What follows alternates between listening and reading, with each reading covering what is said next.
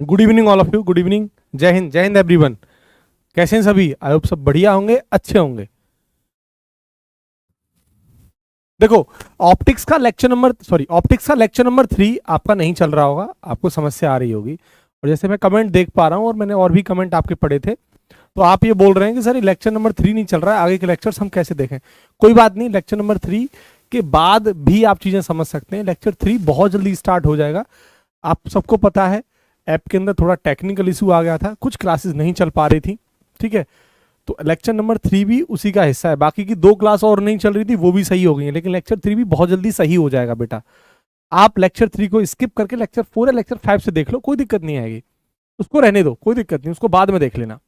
लेकिन इस बात का मतलब ये नहीं है कि लेक्चर 3 न देखोगे तो प्रिज्म भी नहीं पढ़ोगे। लेक्चर 3 का प्रिज्म से क्या रिलेशन है, या ह्यूमन आई से क्या रिलेशन है?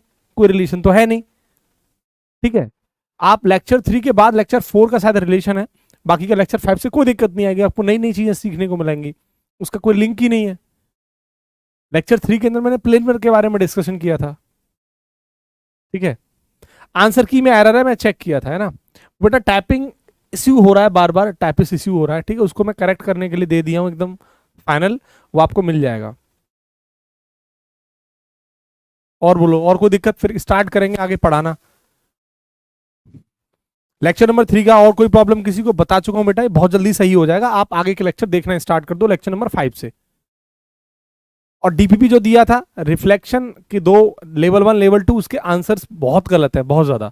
वो आंसर गलत कैसे है कि एक आप थर्ड में पहुंच गया, थर्ड का 5 में पहुंच गया, 5 का 6 में, ABCD में प्रॉब्लम है। वो सही हो जाएगा। इसके अलावा और बताओ कोई दिक्कत? कल तक सही होगा, ये कल आपको मिल जाएगा।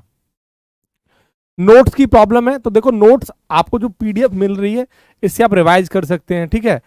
अगर आपको लगता है कि बनाना जरूरी है, मैं तो कहूंगा बिल्कुल मत बनाइए, कोई जरूरी नहीं है। आपके पास PDF है ना, आपके पास उतना समय नहीं है ना, अभी समय नहीं है ना इन सब चीजों के लिए। आप क्या करिए, जो नोट्स आपको मिल रहे हैं आपके पास PDF की फॉर्मेट में तो है, तुम प्रिंट कराने की भी कोई जरूरत नहीं है। क्या मतलब है, मोबाइल से चीजें देख सकते हैं ना, रिवाइज कर सकते हैं, रिवाइज करिए बार बार। और जो DPP मिल रही है उनको प्रिंट आउट करा लीजिए आप, अगर जरूरी लगता है आपको। नहीं तो आप मोबाइल से ही कर सकते हो क्वेश्चंस को। तो प्रैक्टिस, मतलब कंसेप्ट को पढ़ने के बाद प्रैक्टिस करिए क्वेश्चंस की, DPP जो हम आपको दे रहे हैं।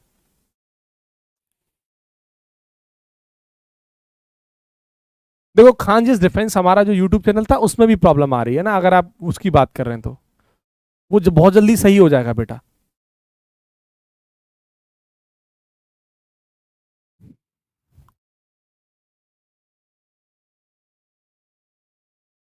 हाँ, डेफिनेटली गोस, डेफिनेटली सही है। आपको कोई एक्स्ट्रा बुक लेने की जरूरत नहीं है, आपको जो DPPs मिल रही है वो सफिशियंट है, मोर देन सफिशियंट है, मैं ऐसा कह सकता हूं। इसके अलावा आपको बाहर से कुछ भी पढ़ने की जरूरत नहीं है बेटा।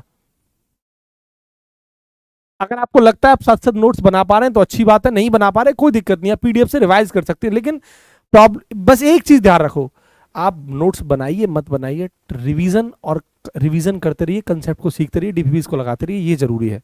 आपको लग पा रहा है आप नोट्स बनाने में सक्षम है इतने कम टाइम में, ये आपकी चॉइस है। लग रहा है कि नहीं, मुझे टाइम नहीं मिल पाता, क्लासेस बहुत हो जाती है, तो क्या जरूरत है? कोई जरूरत नहीं है, आप उसी में से क्वेश्चन, DPPs को निकाल के क्वेश्चन सॉल्व कर सकते हैं। ये तो आपके ऊपर डिपेंड करता है। चलो फिर, कोई दिक्कत? अब स्टार्ट किया जाए, आगे के सेशन में आगे बढ़े। चलो, आज मैं जो अब स्टार्ट करने वाला था, आप सबको पता है मैंने आपसे बोला था कि मैं आपको इंस्ट्रूमेंट्स यानी ऑप्टिकल इंस्ट्रूमेंट्स के बारे में पढ़ाई करेंगे। लेकिन मैं नहीं, अब ऑप्टिकल इंस्ट्रूमेंट नहीं करा रहा हूं, मैं सीधा हीट को आपको कवर करा रहा हूं। सर ऑप्टिकल इंस्ट्रूमेंट कब कराओगे? मैराथन क्लास के अंदर, ठीक है। क्योंकि वो अगर क्योंकि मैं सोच रहा हूँ हीट के एक चैप्टर को खत्म कर देता हूँ, क्योंकि ऑप्टिकल इंस्ट्रूमेंट स्टार्ट किया तो वो क्या करेगा, डिस्टर्ब करेगा, हीट भी हमारा पूरा फिर खत्म नहीं हो पाएगा। तो जो मैराथन सेशन लूंगा मैं सैटरडे को, उस दिन पहले ऑप्टिकल इंस्ट्रूमेंट को खत्म करा दूंगा, और उसका उन सबसे अब तक जितना पढ़ा है कोई लिंक नहीं है। तो पहले आज मैं हीट के चैप्टर को खत्म करा देता हूं। पहले मैं हीट के अंदर जो इंट्रोडक्शन है उसको कराऊंगा आपको। इंट्रोडक्शन पार्ट जो होगा, हीट के अंदर कितने चैप्टर हैं, कहां कहां से क्वेश्चन एग्जाम में बनता है, क्या पढ़ना जरूरी है, कहां कहां से न्यूमेरिकल जरूरी है, पहले थोड़ा सा 10-5 मिनट, अप्रोक्स 5 मिनट मैं आपको थोड़ा सा आइडिया दूंगा इस ब्रांच के बारे में, हीट ब्रांच के बारे में, ठीक है। और फिर दोबारा से रिपीट कर दूं, ऑप्टिकल इंस्ट्रूमेंट को मैराथन सेशन के दिन करेंगे सैटरडे को, ठीक है बेटा। चलो, अब बाकी का ज्यादा कमेंट बाजी मत करना, पढ़ाई पर ध्यान देना। अगर कोई और प्रॉब्लम है तो क्लास के बाद में डिस्कस करेंगे, यानी जब हम पढ़ लेंगे तब आप अपने डाउट्स पूछ सकते हैं मुझसे, है ना।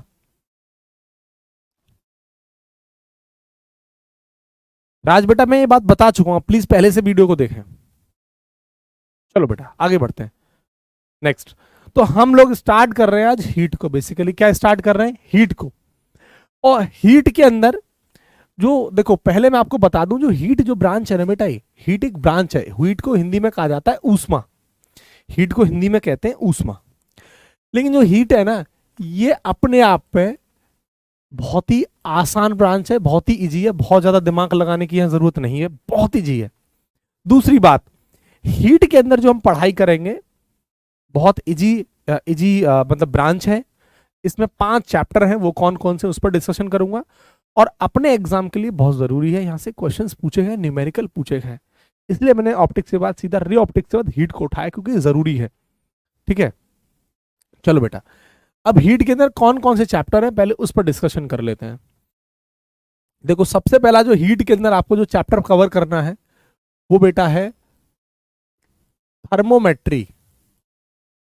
थर्मोमेट्री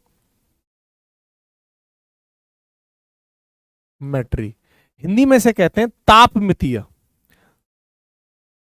तापमितीय बताता हूं, पहले इसका इंट्रोडक्शन देख लो, ये पहला चैप्टर है, ये फर्स्ट। इसके बाद दूसरा जो चैप्टर है वो है थर्मल एक्सपेंशन, ऊष्म प्रसार। थर्मल एक्सपेंशन, और हिंदी में से कहा जाता है ऊष्मीय प्रसार।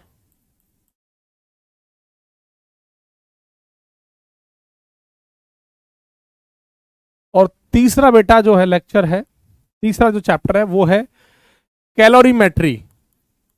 कैलोरीमेट्री, और हिंदी में से कहते हैं कैलोरीमिति।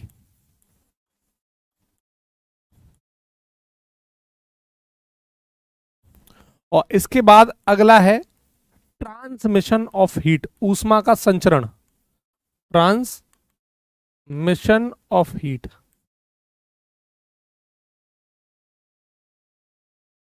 और हिंदी में से कहते हैं ऊष्मा का संचरण। और अगला है थर्मोडायनामिक्स, ऊष्मा गतिकीय। थर्मोडायनामिक्स, ऊष्मा गतिकीय।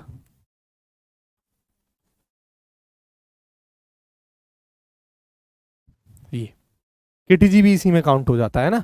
ये 5 चैप्टर हैं। अब इन पांचों चैप्टर की हीट के अंदर इंपोर्टेंस समझो क्या है। ठीक है, ये हीट के अंदर आते हैं, और हीट को हिंदी में क्या कहा जाता है? ऊष्मा। ठीक है, समझो। देखो जो थर्मोमेट्री है बेटा, तापमितीय, सबसे ज्यादा जो इंपॉर्टेंट रोल प्ले करता है, जो एग्जाम में क्वेश्चन बने हैं आपके एयरफोर्स के अंदर या नेवी के अंदर, जो एग्जाम में क्वेश्चंस बनते हैं, सबसे ज्यादा जो मोस्ट इंपोर्टेंट पार्ट है बेटा वो ये होता है, ये मोस्ट इंपोर्टेंट है, थर्मोडायनामिक्स। जैसे लाइक है, जैसे क्वेश्चन बनते हैं, जैसे न्यूमेरिकल बना आपका कारनोट इंजन पर, न्यूमेरिकल कई साल से लगातार पूछा जा रहा है। मैंने जब एग्जाम 2016 और 15, 16, 17, 18 में लगातार एग्जाम जब क्रैक किया एयरफोर्स का, तभी भी मेरे एग्जाम में लगातार यहाँ से क्वेश्चन बनते थे, और आज भी लगातार यहाँ से क्वेश्चन बनते आ रहे हैं। मतलब थर्मोडायनामिक्स के अंदर कार्नोट इंजन का क्वेश्चन बनता ही बनता है। अगर आपने किसी ने अगर पेपर दिया है तो आप समझ पाएंगे कि थर्मोडायनामिक्स का के सेक्शन में से, थर्मोडायनामिक्स नाम के चैप्टर में से कार्नोट इंजन पर क्वेश्चन बनता है। अभी और भी क्वेश्चन बनते हैं, लेकिन ये क्वेश्चन आता ही आता है। तो ये मोस्ट इंपोर्टेंट में से बोलता हूं, ये न्यूमेरिकल का सेक्शन है। ठीक है, इसके बाद जो मेन इंपोर्टेंट है वो कैलोरीमेट्री में से न्यूमेरिकल बनता है, प्रिंसिपल ऑफ कैलोरीमेट्री, कैलोरीमिति का सिद्धांत, या फिर आप इसमें फेज चेंज पढ़ेंगे। ठीक है, फेज अवस्था परिवर्तन, तो फेज चेंज के अंदर से भी न्यूमेरिकल बनता है।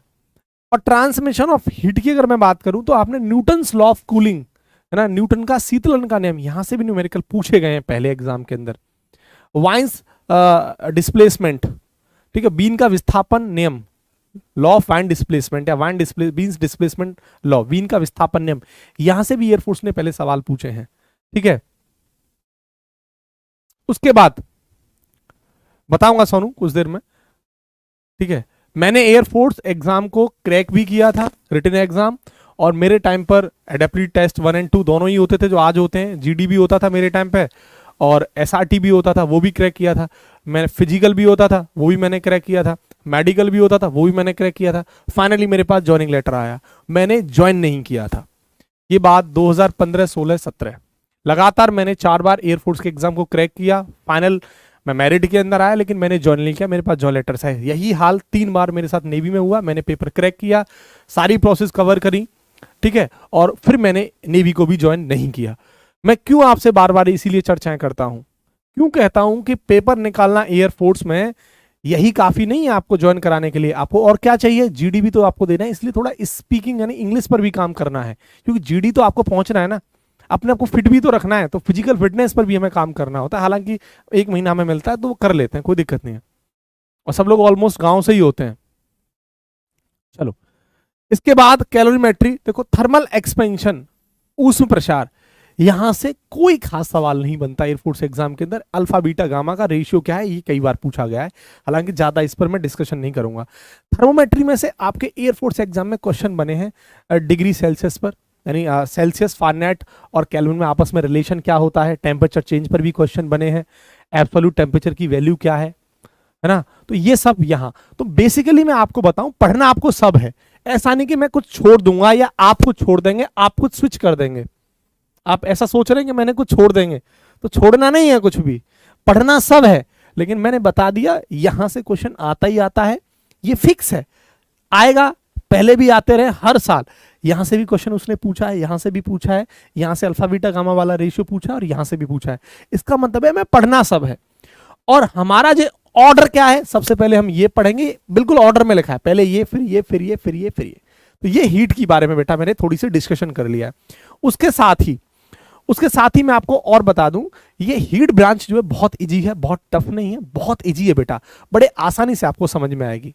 तो स्टार्ट करते हैं अपना सेशन। अब क्यों ज्वाइन नहीं किया एयरफोर्स, उसका एक सीधा सा कारण है कि देखो, डिफेंस कौन नहीं जाना चाहता।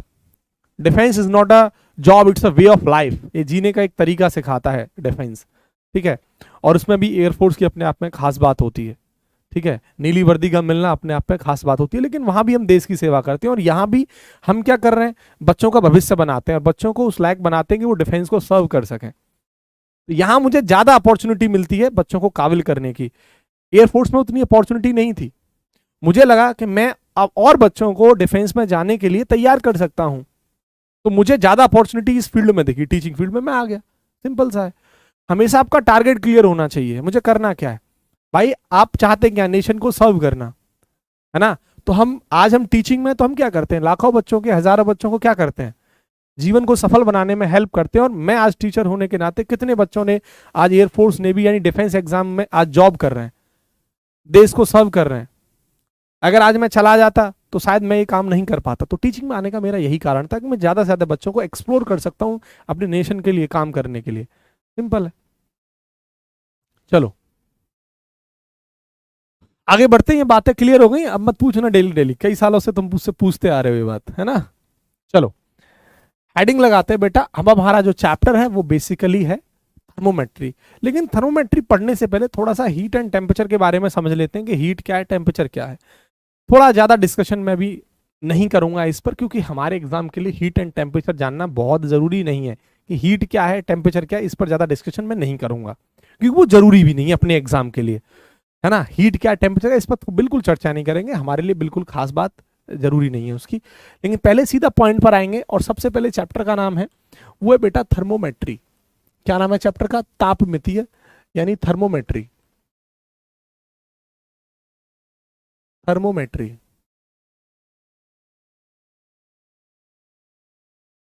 हिंदी में से बोल रहे हैं तापमितीय। देखो बेसिकली आप समझोगे बेटा, थर्मोमेट्री 2 वर्ड से मिलके बना है, ठीक है, 2 वर्ड से मिलके बना है, थर्मो प्लस मेट्री। आप ध्यान से देखोगे तो आपको क्या दिख रहा है, तो थर्मो प्लस मेट्री। थर्मो का मतलब क्या है? थर्मो का मतलब है टेम्परेचर, यानी वही ताप। थर्मो का मतलब क्या है? टेम्परेचर। और टेम्परेचर को हिंदी में क्या बोलते हैं? ताप। और मेट्री का मतलब क्या है? मेजरमेंट, यानी मापन। मेजरमेंट। और मेजरमेंट का मतलब क्या है? मापन। यानी आपको समझ में आ गया, एक ऐसा ब्रांच, एक ऐसा सब्जेक्ट, एक ऐसा चैप्टर जहां पर हम क्या पढ़ रहे होंगे? टेम्परेचर को बेसिकली क्या कर रहे होंगे? मेजर कर रहे होंगे। उसी यहां पर आप, अब आपके दिमाग में एक बात क्लियर हो जानी चाहिए बेटा, कि इस चैप्टर के अंदर, थर्मोमेट्री के अंदर, हम टेम्परेचर को माप रहे होंगे। ठीक है, टेम्परेचर को माप रहे होंगे, टेम्परेचर को मेजर कर रहे होंगे। वो कौन कौन से मेथड है जिनसे टेम्परेचर को मेजर किया जा सकता है? बस यही पढ़ना है हमें। तो पूरे चैप्टर में हम टेम्परेचर के बारे में स्टडी कर रहे होंगे, टेम्परेचर को मेजर कर रहे होंगे। तो यहां इस ब्रांच में आप क्या करेंगे? टेम्परेचर को मेजर कर रहे होंगे। अब टेम्परेचर को मापा किससे जाता है? थर्मामीटर से। ताप मापी जिसको हिंदी में कहा जाता है। थर्मामीटर आपने देखा है? थर्मामीटर होते तो हालांकि कई प्रकार के हैं, लेकिन देखो आपको जब बुखार आ जाता है, फीवर आ जाता है, वो थर्मामीटर अलग है, इसके अंदर मरकरी भरा रहता है, मरकरी थर्मामीटर, पारा तापमापी। ठीक है, हाइड्रोजन गैस थर्मामीटर अलग है, नाइट्रोजन गैस थर्मामीटर अलग है। थर्मामीटर कई प्रकार के होते हैं। ठीक है, लेकिन हम बात कर रहे हैं ऐसे थर्मामीटर की जो टेम्परेचर को मापता है। तो वो जो थर्मामीटर है, ठीक है, ये आप देखते हैं, आपको बुखार आ जाता होगा तो आप अपना टेम्परेचर मेजर करवाते होंगे कि भाई साहब 102 बुखार है कि 103 बुखार है कि 104 बुखार है। ठीक है, तो अब जो बेसिकली आपको पता लग गया कि जो टेम्परेचर को मापा जाता है वो किसके द्वारा मापा जाता है? किसके द्वारा? तापमापी के द्वारा, यानी थर्मामीटर के द्वारा। तो टेम्परेचर मेजरमेंट बाई थर्मामीटर, यानी तापमापी, थर्मामीटर। बेसिकली आप यहां समझ गए कि आपको पढ़ना क्या है। आपको यहां पढ़ना है बेटा, टेम्परेचर को मेजर करेंगे और जिससे मेजर करेंगे उसको थर्मामीटर कहा जाता है, तापमापी कहा जाता है। ठीक है, आगे बढ़ते हैं और समझते हैं। देखो, टेम्परेचर को जो मापा जाता है, टेम्परेचर को जो मापा जाता है वो, जैसे आप थोड़ा स्केल के बारे में देखते हैं। जैसे स्केल, स्केल माने होता है पैमाना। जैसे आपने, स्केल माने तो पैमाना ही होता है ना हिंदी में। हाँ, अब टेम्परेचर को मापने के लिए कई सारे पैमाने होते हैं। डिग्री सेल्सियस नाम का भी एक पैमाना है, एक फारेनहाइट नाम का भी पैमाना है, एक केल्विन नाम का भी पैमाना है, एक र्यूमन नाम का भी पैमाना है। ठीक है, एक रैंकिन नाम का भी पैमाना है। तो बहुत सारे पैमाने हैं टेम्परेचर को मेजर करने के लिए। तो ठीक है, लेकिन हमें तीन ही टाइप के पैमाने पढ़ने अपने सिलेबस में, एक तो सेल्सियस, एक फारेनहाइट और एक केल्विन। समझ पा रहे हो? देखो, किसी भी पैमाने को ध्यान से समझना। मान लेते हैं ये हमारे पास कोई थर्मामीटर है, समझना ध्यान से। ये बेटा एक थर्मामीटर है। क्या है? कोई थर्मामीटर है। इसे क्या बोल रहा हूं? थर्मामीटर, तापमापी। थर्मामीटर यानी तापमापी। लेकिन ये थर्मामीटर कौन सा है? सेल्सियस थर्मामीटर है, या ये फारेनहाइट थर्मामीटर है, या फिर ये केल्विन थर्मामीटर है? ये कौन सा थर्मामीटर है? ये कैसे पता लगेगा? कैसे पता लगेगा कौन सा थर्मामीटर है? तो किसी भी थर्मामीटर को चेक करने के लिए कौन सा थर्मामीटर है, आपको क्या करना होगा? उसकी upper fix point, upper fix point यानी उच्च नियत बिंदु। अब सर ये क्या है बताऊंगा। उसकी अपर फिक्स्ड पॉइंट, उच्च नियत बिंदु, शॉर्ट में जिसको मैं यूएफपी, और हिंदी में से बेटा उच्च नियत, फिक्स माने नियत और पॉइंट माने बिंदु कह सकता हूं। या फिर उसकी lower fix point, L F P, निम्न नियत बिंदु, लोअर फिक्स्ड पॉइंट आपको पता होने चाहिए। सर अब ये क्या है, बात करते हैं। निम्न नियत बिंदु, देखो होता क्या है, जो अपर फिक्स पॉइंट है, उच्च नियत बिंदु है बेटा, इसी को आप, और इसी को आप कह सकते हैं पानी का क्वथनांक, बॉइलिंग पॉइंट ऑफ वाटर, इसको बोल सकते हैं। यानी पानी का क्वथनांक, boiling point of water, boiling point माने क्या है, क्वथनांक, तो पानी का क्वथनांक कहा जा सकता है किसको, यूएफपी को, अपर फिक्स पॉइंट को क्वथनांक। और इसको बेटा एलएफपी, लोअर फिक्स पॉइंट, नियत बिंदु को, निम्न नियत बिंदु को और क्या कह सकते हैं सर, फ्रीजिंग ऑफ आइस, बर्फ का हिमांक, फ्रीजिंग ऑफ आइस, बर्फ का हिमांक,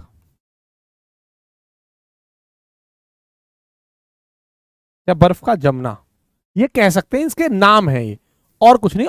ठीक है, अब आप सोचिए जो अपर फिक्स पॉइंट है, अगर आपको ये पता लग जाए कि देखो समझो, किसी भी थर्मामीटर को बनाने के लिए आपके पास दो चीज होनी चाहिए, एक तो ये और एक ये, अगर ये दोनों आपको पता है तो आप कोई भी थर्मामीटर बना सकते हो। आप मेरे नाम का थर्मामीटर बना सकते हैं, Ravi sir thermometer, Khan sir नाम का भी थर्मामीटर बना सकते हैं, Khan sir thermometer, Priyanshu sir के नाम का थर्मामीटर भी बना सकते हैं, Priyanshu sir thermometer, Prashant sir नाम का भी थर्मामीटर बना सकते हैं, Prashant sir thermometer, P K sir यानी पी के सर थर्मामीटर, या आपका कोई नाम है Shubham, Shubham thermometer, Anshu thermometer, Piyush thermometer, Rahul thermometer, कोई भी थर्मामीटर आप बना सकते हैं। लेकिन अगर आपको ये पता हो कि इसका ये अपर फिक्स पॉइंट, उच्च नियत बिंदु, और लोअर फिक्स पॉइंट, निम्न नियत बिंदु क्या है, तो आप कोई भी थर्मामीटर बना सकते हैं। इस बात का बेटा मतलब ये हुआ कि सर आपने तीन थर्मामीटर के बारे में हमसे डिस्कशन किया कि डिग्री सेल्सियस थर्मामीटर, और फारेनहाइट थर्मामीटर, और केल्विन थर्मामीटर। ये जो थर्मामीटर है इनका पता कैसे लगेगा, तो आपको पता कैसे लगेगा, कैसे पता लगेगा, आपको उनके अपर फिक्स पॉइंट और लोअर फिक्स पॉइंट से। क्या बात समझ पाए हो, कोई दिक्कत, समझे थोड़ा सा थर्मामीटर के बारे में बेटा। अब यस और नो लिख दो कि हाँ सर हमें समझ में आ गया या नहीं आया।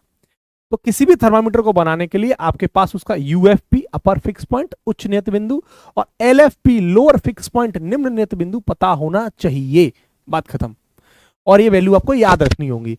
और अपर फिक्स पॉइंट को क्या बोलते हैं, पानी का क्वथनांक, और लोअर फिक्स पॉइंट को क्या बोलते हैं, फ्रीजिंग पॉइंट ऑफ आइस, यानी इसका बर्फ का हिमांक या बर्फ का जमना। हाँ भाई ठीक है, कोई दिक्कत। चलो, तो अब हमें पहले ये चेक करना है कि सर किस किस का थर्मामीटर कौन कौन सा होता है। ये आपको दिख रहा है, नहीं दिख रहा है तो कोई बात नहीं, मैं इसको रेड पेन से लिख दूंगा। ठीक है बेटा, चलो सबसे पहले हम बात कर रहे हैं, ये सेल्सियस थर्मामीटर है हमारे पास, देखो ये वाला सबसे पहले। और ये हमारे पास फारेनहाइट थर्मामीटर है, और ये हमारे पास केल्विन थर्मामीटर है, ये हमारे पास र्यूमर थर्मामीटर है, और ये हमारे पास रैंकिन थर्मामीटर है। आप चाहो तो इसको मत पढ़िए, इसको भी मत पढ़िए, आपके सिलेबस की बात में नहीं है। आपको पहले तीन थर्मामीटर पढ़ने हैं, ठीक है, कोई दिक्कत। आप चाहते हैं सर इसको हटा दिया जाए तो बिल्कुल हटा हटा देंगे हम, कोई दिक्कत नहीं है।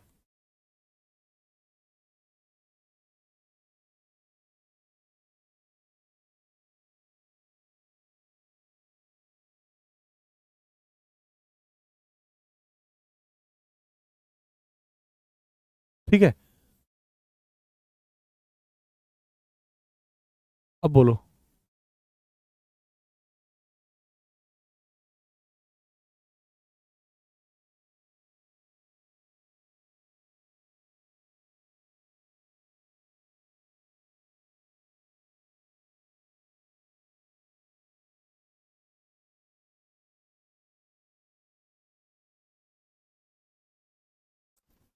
ठीक है बेटा, कोई दिक्कत, अब तो दिख रहा है, अब बताओ।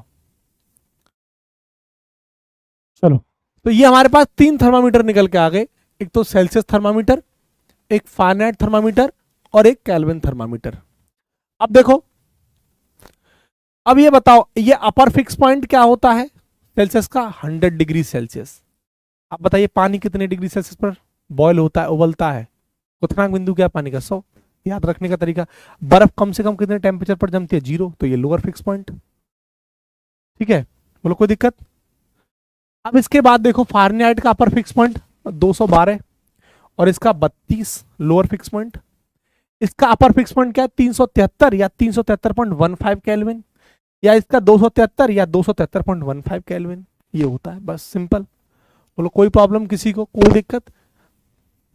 यानी ये बेटा, ये आपका हो गया अपर यूएफपी, और ये हो गया आपका एलएफपी। बस अब आपको पहचान हो गई, यूएफपी और एलएफपी। ठीक है, अच्छा लेकिन एक बात देखिए, अब आपको यहां पर मेरी ये बात समझ में तो आ गई, ये वाली बात आपको समझ में तो आ गई, लेकिन एक बात बताओ, अगर मान लो मैं आपसे ऐसा कहूं, यहां देखते हैं नेक्स्ट पेज में, देखो ये कोई एक थर्मामीटर है, ठीक है,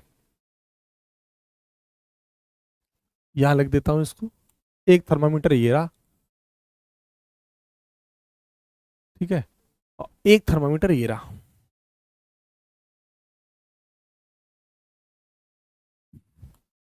सर ये जो थर्मामीटर है वो सेल्सियस थर्मामीटर मान लेता हूं, तो सेल्सियस है तो अपर फिक्स पॉइंट 100 होगा और इसका 0 होगा। ये फारेनहाइट मान लेता हूं तो 212 होगा और लोअर इसका 32 होगा।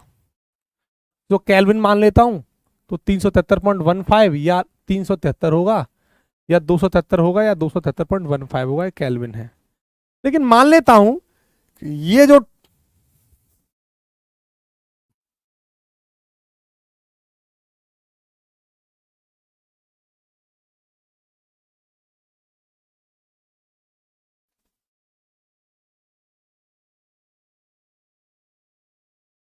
चलो, तो हुआ क्या बेटा, जो आपका ये जो सेल्सियस थर्मामीटर है, मान लेते हैं डिग्री सेल्सियस टेम्परेचर मापता है, कितना degree Celsius, x degree Celsius.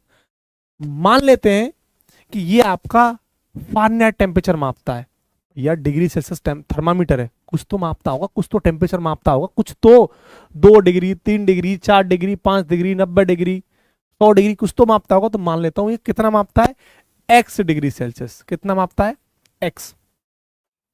ये बेटा मापता है सेल्सियस, एक्स डिग्री सेल्सियस, और ये मापता है एक्स फारेनहाइट, और ये मापता है एक्स केल्विन। कोई दिक्कत? लेकिन अगर मैं आपसे ऐसा कहूं कि बताइए कि इनका क्या फॉर्मूला है सर, तो याद रखना जितने भी थर्मामीटर इस दुनिया में सबका एक ही फॉर्मूला है, सबका मालिक एक, कोई भी हो, भगवान तो एक ही है, ठीक है। तो एक ही फॉर्मूला है सबके लिए, और वो फॉर्मूला नियत है सभी थर्मामीटर के लिए, इस दुनिया में जितने भी थर्मामीटर हैं उनके लिए एक ही है। तो थर्मामीटर का बेटा जो फॉर्मूला होता है वो सबके लिए एक ही फॉर्मूला है, ये ध्यान रखना। और उसका जो फॉर्मूला है बेटा वो ये है, क्या, देखो ये है रीडिंग। रीडिंग माने बेटा हिंदी में होता है पठन। रीडिंग को बेटा क्या कहते हैं, पठन।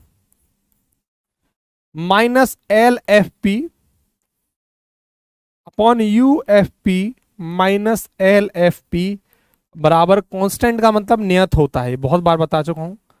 मतलब ये फॉर्मूला सभी थर्मामीटर के लिए कांस्टेंट है। रीडिंग का मतलब क्या है कि जो सेल्सियस थर्मामीटर था उसने एक्स मापा, वही रीडिंग का मतलब पठन, ये एक्स मापा है वो भी एक्स मापा, ये फॉर्मूला है। बस सीधा सीधा ये फॉर्मूला हर थर्मामीटर के लिए कांस्टेंट होगा, ये दिमाग में रख लो, ठीक है। चलो बेटा आगे बढ़ते हैं। एक बात बताओ, अगर मैं इस फॉर्मूले को यहां सेल्सियस वाले फॉर्मूले में रखूं, सेल्सियस वाले थर्मामीटर में रखूं तो क्या होगा बताओ, यहां लिख दूं एक्स माइनस, भाई एक्स माप रहा है ना ये, और फाइनल LFP क्या है 0। अब देखते जाओ आराम से, कोई दिक्कत? इसमें देखो ये क्या माप रहा है, एक्स फारेनहाइट, ये एक्स सेल्सियस माप रहा था ना,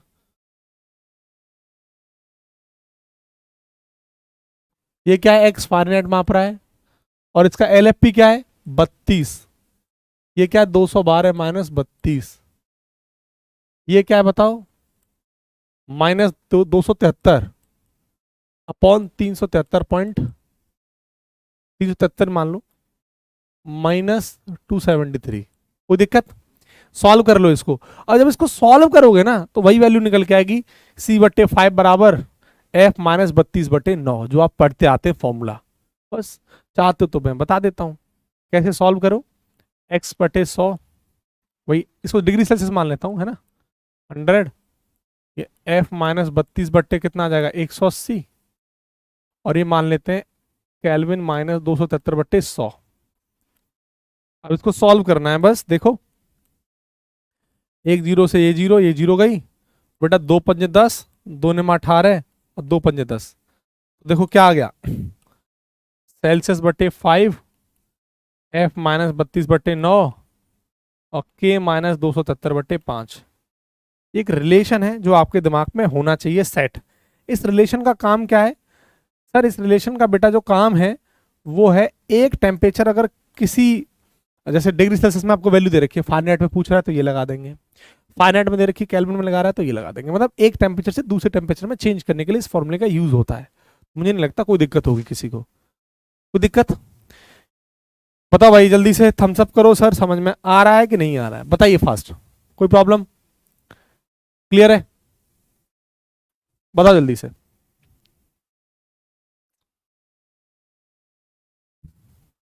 बोलो बेटा फास्ट।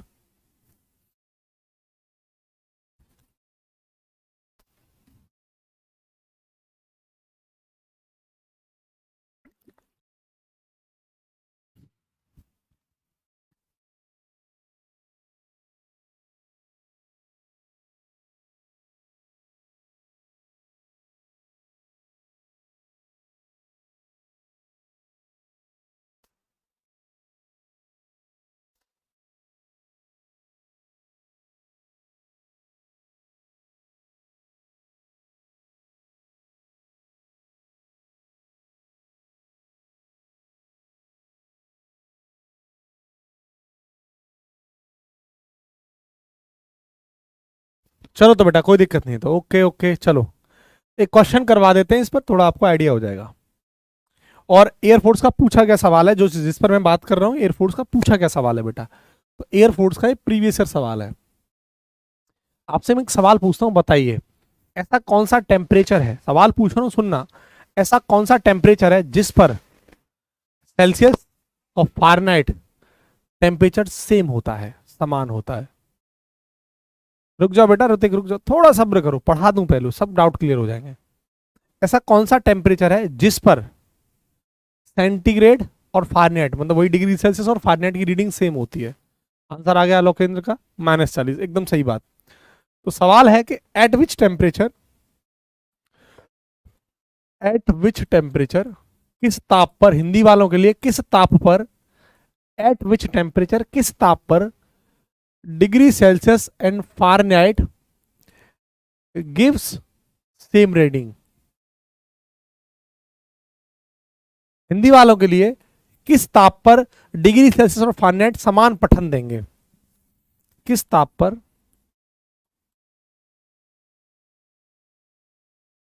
डिग्री सेल्सियस तथा फारेनहाइट समान पठन देंगे?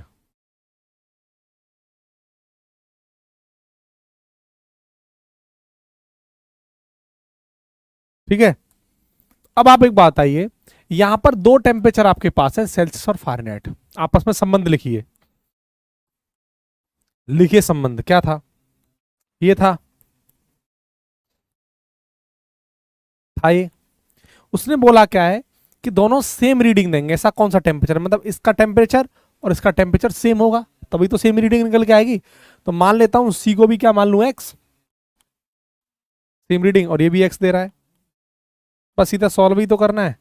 सॉल्व करोगे तो आएगा 9x बराबर 5x -160, 4x बराबर -160, x बराबर माइनस का 40 डिग्री सेल्सियस या फारेनहाइट, जिसमें भी ऑप्शन दे रखा हो, या तो सेल्सियस में दे रखा होगा या फारेनहाइट में दे रखा होगा। कोई प्रॉब्लम है किसी को? बताओ।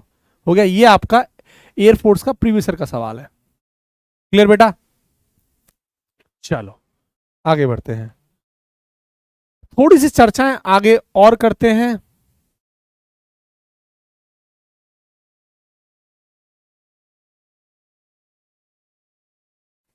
और अब बात करते हैं थोड़ी सी टेम्परेचर डिफरेंस पर। टेम्परेचर डिफरेंस पर देखो कैसे, ताप के परिवर्तन हेडिंग है हमारी बेटा, नया जो टॉपिक है वो है टेम्परेचर डिफरेंस, ताप परिवर्तन।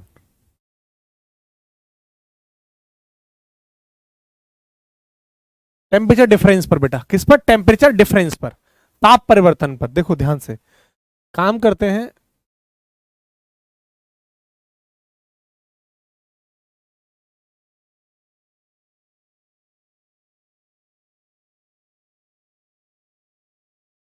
देखिए इसको, टेम्परेचर डिफरेंस देखिए, सेल्सियस में अपर फिक्स पॉइंट और लो, इन दोनों का टेम्परेचर डिफरेंस देखना कितना है, 100 में से 0 गया तो 100, यानी यहां पर जो टेम्परेचर का डिफरेंस है वो कितना है, 100 माइनस 0 यानी 100 डिग्री सेल्सियस। यहां पर देखिए, यहां पर टेम्परेचर का डिफरेंस कितना है, 180। समझ पा रहे हो ना मेरी बात, लिखा हुआ है ऑलरेडी, देखो देखो ये क्या है, ये टेम्परेचर डिफरेंस है, बोलो हाँ के ना, डेल्टा टी किस में, डिग्री सेल्सियस में। ये टेम्परेचर डिफरेंस किस में है, फारेनहाइट में। कोई दिक्कत, 373 में 273 घटाओगे तो कितना आएगा, 100। ये टेम्परेचर डिफरेंस किस में है, केल्विन में। कोई प्रॉब्लम। अगर मैं आपसे पूछूं कि बताइए टेम्परेचर डिफरेंस किस किस स्केल का सेम है, आप कहेंगे सर सेम है इन दो का, केल्विन का और सेल्सियस का टेम्परेचर डिफरेंस सेम है। बोलो हाँ के ना। बिल्कुल सर सही कह रहे हो, 100 आ रहा है।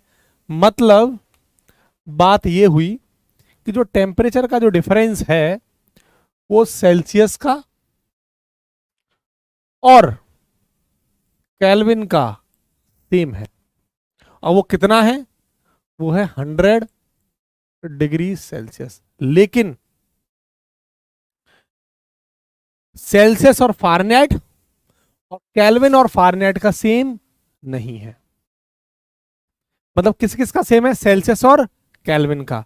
लेकिन अगर मैं केल्विन और फारेनहाइट की बात करूं, किसकी बात करूं, फारेनहाइट की बात करूं और केल्विन की बात करूं, इनका टेम्परेचर सेम नहीं है। आप इस रिलेशन से देख सकते हैं, देख सकते हो ना ये बात। जिन जिनका सेम है वो आपको पता लग गया, जिनका सेम नहीं है। या फिर इस बात को मैं ऐसे भी तो लिख सकता हूं, केल्विन केल्विन और फारेनहाइट का होगा, या फिर फारेनहाइट और सेल्सियस का सेम नहीं है। मतलब तो वही हुई ना, मतलब और फारेनहाइट के साथ भी इसका बराबर नहीं है, और फारेनहाइट का सेल्सियस के साथ भी बराबर नहीं है। बोलो कोई प्रॉब्लम, किसी को कोई दिक्कत इस बात में हो तो बताइए, और इस बात में भी कोई प्रॉब्लम हो तो बताइए। मुझे लगता है आसान है, कोई प्रॉब्लम नहीं है, क्योंकि इस पर सवाल आया है एयरफोर्स का, वो कराने वाला हूं अब। ठीक है बेटा, चलो।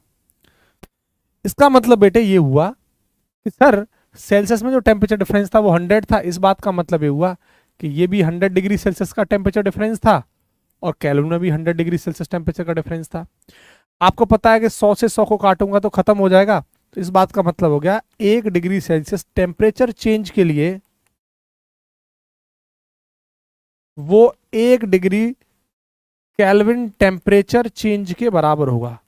इस बात का मतलब क्या हुआ सर, इस बात का मतलब हुआ कि अगर सेल्सियस में 1 डिग्री सेल्सियस टेम्परेचर चेंज हो रहा है तो केल्विन में भी 1 डिग्री, 1 केल्विन, सॉरी डिग्री नहीं, 1 केल्विन टेम्परेचर चेंज होगा। क्या बात समझ रहे हो। अगर मैं आपको सवाल दूं कि सर एक सवाल है बताइए, जो एयरफोर्स ने पूछा कि 25 डिग्री सेल्सियस टेम्परेचर चेंज के लिए केल्विन में कितना चेंज होगा, तो आप कहेंगे सर 25 केल्विन टेम्परेचर चेंज होगा। ये सवाल है, हो गया क्लियर।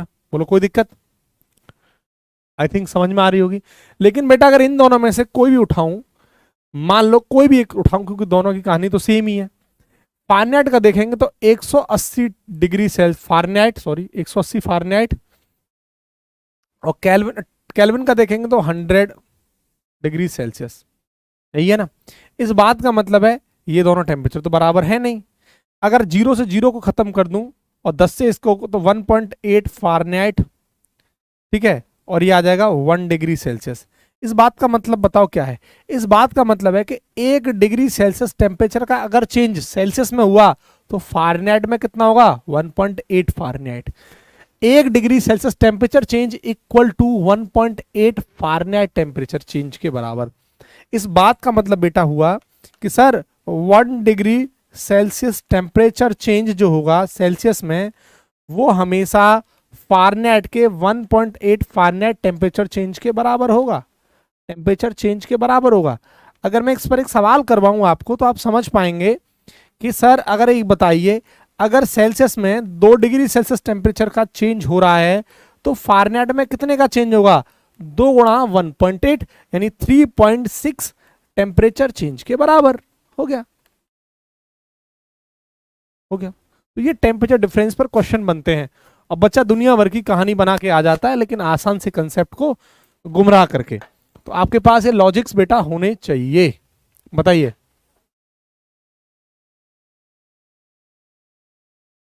बताओ बताओ, कोई प्रॉब्लम? इसमें भी किसी को कोई दिक्कत हो तो बताओ। टेम्परेचर डिफरेंस क्लियर हो गया बेटा? फास्ट।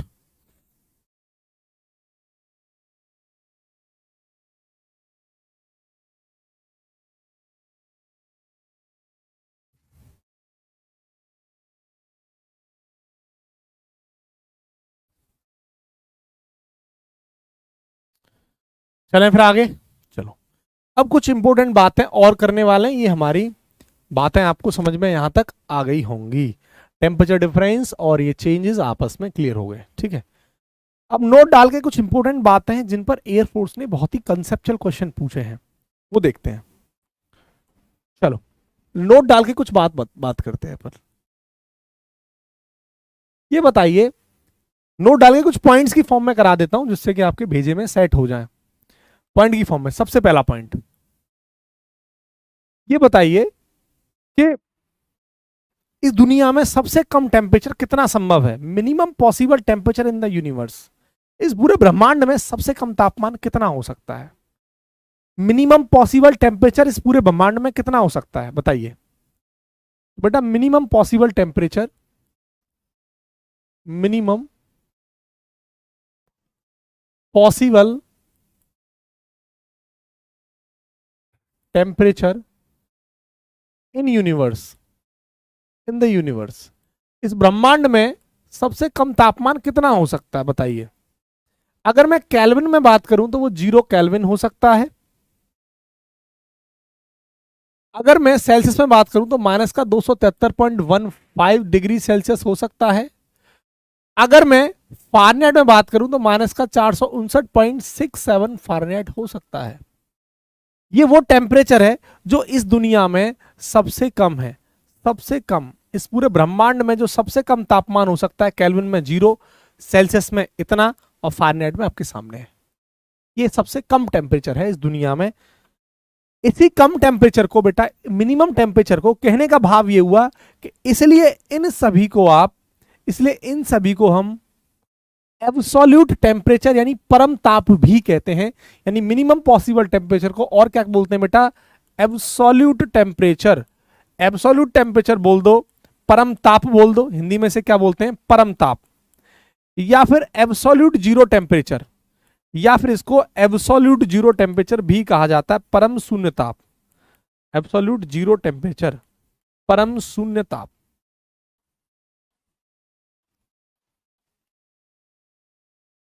दुनिया में सबसे कम टेम्परेचर ये होता है। बोलो कोई प्रॉब्लम? अच्छा, ये एक ऐसा टेम्परेचर है जिस पर जो पार्टिकल हैं, जो कण हैं, वो मोशन नहीं करते हैं, उनकी गति रुक जाती है। इतना कम टेम्परेचर है, मूव नहीं करते पार्टिकल्स। अब आप बताइए, मैं आपको बताता हूं, थोड़ा सा समझाता हूं। अभी चंद्रयान 3 हमारा लॉन्च हुआ है, थोड़ा सा समझाता हूं और आप समझ पाएंगे मेरी बात। चंद्रयान 3 लॉन्च हुआ है, तो चंद्रयान 3 में भारत क्या खास बात कर रहा है? मान लेते हैं ये चंद्रमा है और ये चंद्रमा का, ये आपका नॉर्थ पोल है और ये साउथ पोल है, ये ईस्ट है और ये वेस्ट है, north pole south pole. Bharat क्या कर रहा है कि चंद्रमा को साउथ पोल पर लैंड कराना चाहता है। चंद्रयान को कहां पर लैंड कराना चाहता है? साउथ पोल पर।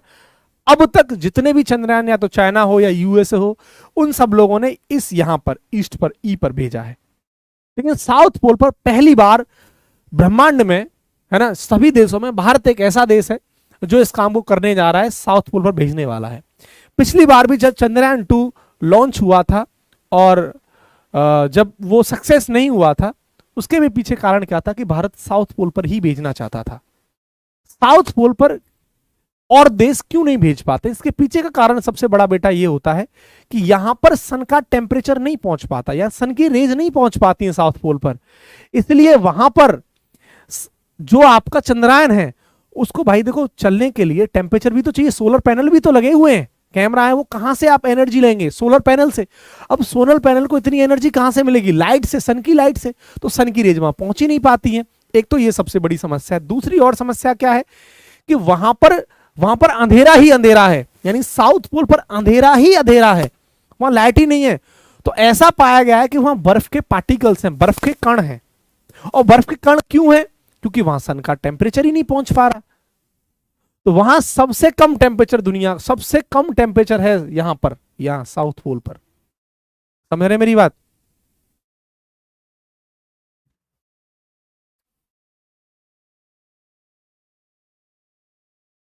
ठीक है,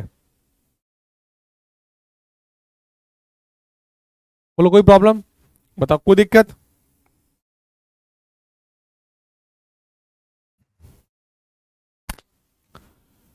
सर 0 डिग्री एंड 273.15 केल्विन होना चाहिए। सर पहले सी होता, विक्की कह रहे हैं, और पता नहीं कौन कौन। बेटा गलत पढ़ के बैठे हो, गलत पढ़ के बैठे हो, गलत एकदम। विक्की या जो भी एक था कमेंट कर रहा था कि सर ये सी नहीं के होना चाहिए। सही कर लो अपने आप को, गलत पढ़ के बैठे हो आप। 0 केल्विन होता है और सेल्सियस में यही वैल्यू होती है, माइनस का 273.15 डिग्री सेल्सियस, और फारेनहाइट में माइनस का 467.67। ये सही डेटा है। आप जो पढ़ के बैठे बेटा वो गलत के डेटा है, उसको सही कर लेना। ठीक है, उसको थोड़ा सही कर लेना बेटा, है ना, गलत मत पढ़ के बैठो। तो आगे बढ़ते हैं, आगे की कहानी। अब दूसरी बात क्या है इसमें, सवाल ये भी बन सकता है, अगर आप ध्यान से देखें कि जो केल्विन टेम्परेचर है, जो केल्विन, ये 0 केल्विन हमने लिखा है बेटा, ये जो टेम्परेचर है ना ये पॉजिटिव रहता है हमेशा, ऑलवेज पॉजिटिव। लेकिन सेल्सियस और फारेनहाइट को हम देखें तो ये ऐसे टेम्परेचर जो नेगेटिव भी रहते हैं। आपके सामने डेटा है नेगेटिव, नेगेटिव है, पॉजिटिव भी रहते हैं, नेगेटिव भी रहते हैं, लेकिन इकलौता ये एक ऐसा टेम्परेचर है केल्विन जो सिर्फ और सिर्फ पॉजिटिव होता है। It means Kelvin temperature is always positive, it's never negative, but Celsius and Fahrenheit it may be negative। ये नेगेटिव भी हो सकता है, ऋणात्मक भी हो सकता है। समझ पाए होंगे मैं क्या समझाना चाहता हूं? ठीक है बेटा, चलो। तो यहां मैं बात नोट में डाल के सेकंड पॉइंट में लिख देता हूं, है ना। दूसरा पॉइंट देखो, कि केल्विन टेम्परेचर यानी केल्विन तापमान, केल्विन टेम्परेचर, केल्विन तापमान ऑलवेज पॉजिटिव। ऑलवेज लगा रहा हूं तो समझ रहे हो ना, हमेशा ऑलवेज पॉजिटिव, ये हमेशा धनात्मक होगा। लेकिन थर्ड की मैं बात करूं तो, लेकिन जो सेल्सियस है एंड फारेनहाइट है ये नेगेटिव भी हो सकता है, मे बी नेगेटिव, ये ऋणात्मक भी हो सकता है। ये कभी, मतलब ये ऋणात्मक भी हो सकता है, लेकिन केल्विन वाला हमेशा क्या होगा, हमेशा पॉजिटिव होगा। इसको भी सही कर लो, ठीक है। बोलो कोई प्रॉब्लम, कोई दिक्कत?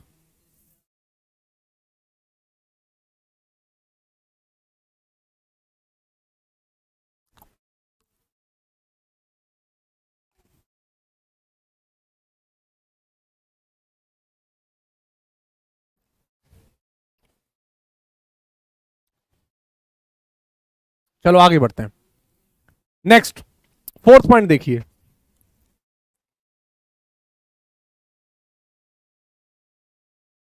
बेटा फोर्थ पॉइंट है हमारे पास, वो पढ़ने वाले त्रिक बिंदु के बारे में। सर त्रिक बिंदु क्या होता है? त्रिक बिंदु को इंग्लिश में ट्रिपल पॉइंट कहते हैं ना। चलो ट्रिपल पॉइंट, ट्रिपल पॉइंट, और इसको हिंदी में त्रिक बिंदु कहा जाता है। अब सर ट्रिपल पॉइंट क्या है? बेटा ट्रिपल पॉइंट जो होता है हमेशा प्योर वाटर का निकालते हैं, शुद्ध पानी का।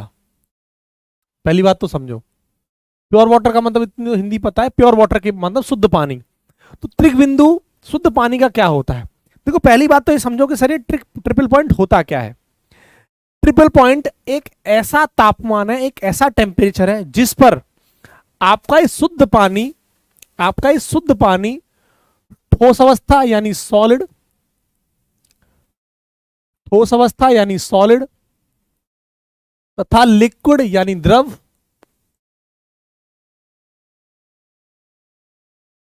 तथा गैस तीनों फॉर्म में पाया जाता है।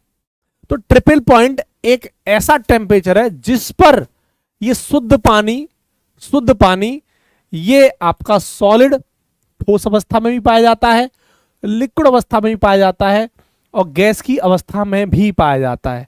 लेकिन सर अब ये बताइए कि वो वैल्यू कितनी है, सेल्सियस में कितनी होगी? 0.01 डिग्री सेल्सियस। सर वो फारेनहाइट में कितनी होगी और सर वो केल्विन में कितनी होगी? ये अब हमें समझना है। यानी उस ट्रिपल पॉइंट की वैल्यू सेल्सियस, फारेनहाइट और केल्विन में क्या होगी?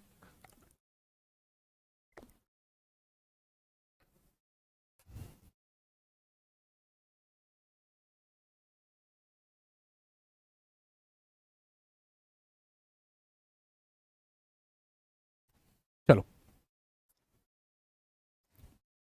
तो सर वो ट्रिपल पॉइंट की जो वैल्यू है सेल्सियस में होती है 0.01, फारेनहाइट में होती है 32.01 फारेनहाइट और केल्विन में होती है 273.16 केल्विन। ये होती है, इतनी वैल्यू आपकी ट्रिपल पॉइंट की वैल्यू है। ट्रिपल पॉइंट एक ऐसा टेम्परेचर है जिस पर आपका शुद्ध पानी, ठोस, द्रव, गैस, सॉलिड, लिक्विड गैस में पाया जाता है। सिंपल।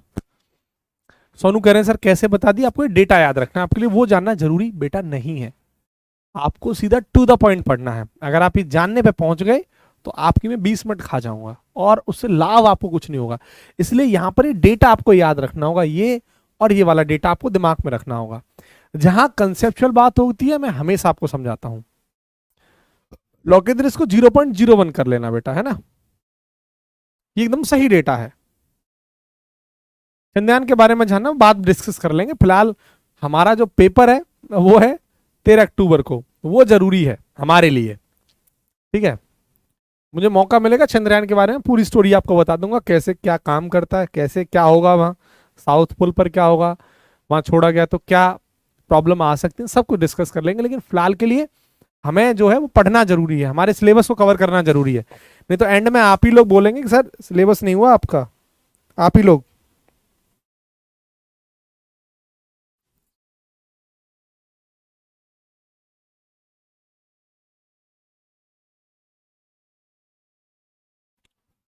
चलो बेटा,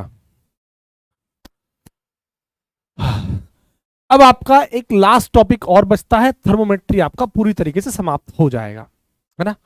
फिर उसके बाद कुछ कंसेप्चुअल चीजों पर चर्चाएं करेंगे।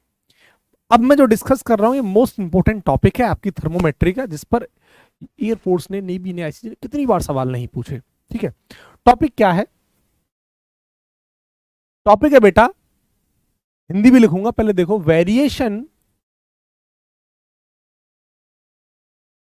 ऑफ टेम्परेचर, ताप में परिवर्तन विद डेंसिटी, घनत्व के साथ और आयतन के साथ, एंड वॉल्यूम। इसे हिंदी में लिखेंगे, घनत्व तथा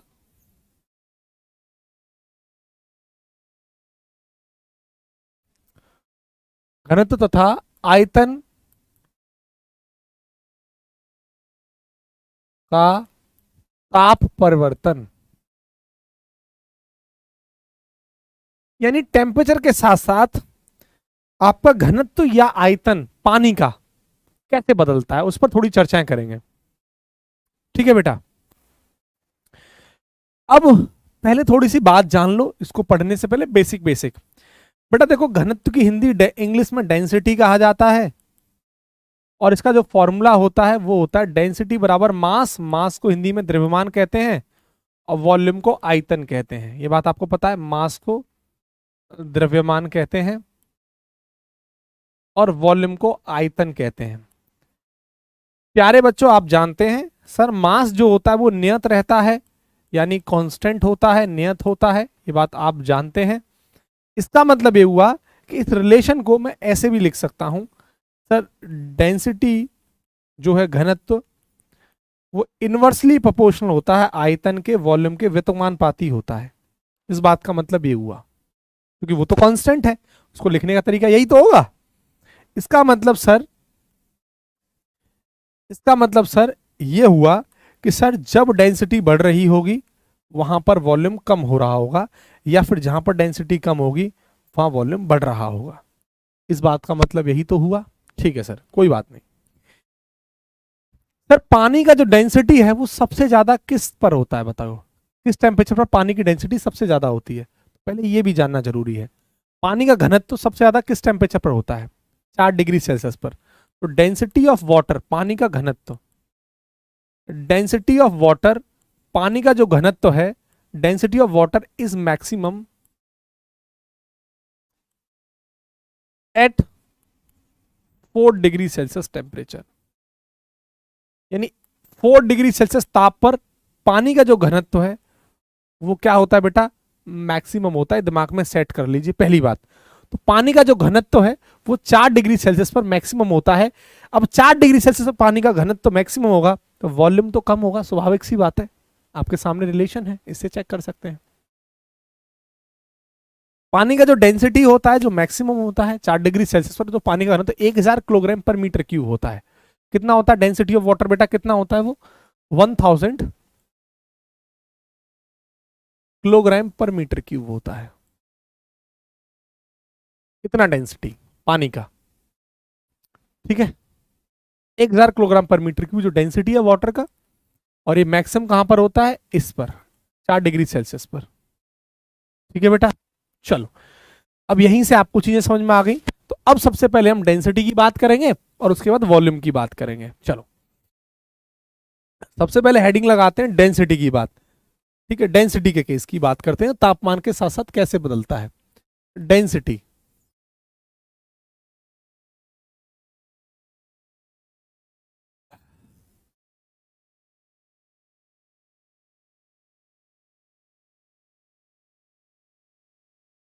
डेंसिटी, डेंसिटी माने घनत्व बेटा। आशीष पूछ रहे हैं कि सर एक्स ग्रुप है सर जी? नहीं बेटा, ये जेड ग्रुप है। आपको जेड सिक्योरिटी मिलेगी। मूर्ख, कितने दिन से क्लास चल रही है और आज पूछ रहे हो कि एक्स ग्रुप पढ़ा रहे हो? फिजिक्स कहाँ आता है? डेमो सेशन नहीं देखा था क्या कि मुंह उठा के चले आते हो? हैं क्यों भाई, पता नहीं है क्या? एक्स क्या है, वाई क्या, नहीं पता? क्यों भाई? हाँ बताओ, मूर्ख हो। एक्स क्या है, वाई क्या, ये नहीं पता? हम्म, क्यों भाई बोलो। वो समझ में नहीं आया?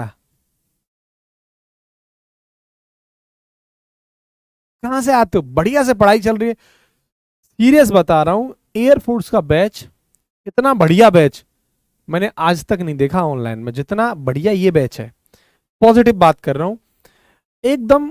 एक दो आते हैं वो तो अलग बात है, इतना बढ़िया बैच लग रहा है मुझे ये, और पढ़ाने में बहुत मजा आ रहा है। नेक्स्ट लेवल का कंसेप्ट देने में भी मजा आ रहा है। इस बैच की मैं खास बात क्या देख रहा हूं, कोई रेलेवेंट कमेंट है ही नहीं। मैं जब पढ़ाता हूं कमेंट अपने आप बंद हो जाते हैं,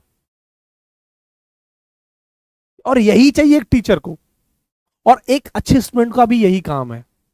जब मैं बोलता हूं तब बेचारे कमेंट करते हैं, नहीं जरूरत है नहीं करते। और यही तो एक डिफेंस के बाद, एक डिफेंस एस्पिरेंट के अंदर क्या खास बात होती है, और लोगों से यही तो खास बात होती है, डिसिप्लिन। और यही तो तुम्हें सीखना है वहां जाके, पहले से सीख जाओगे तो बढ़िया रहेगा।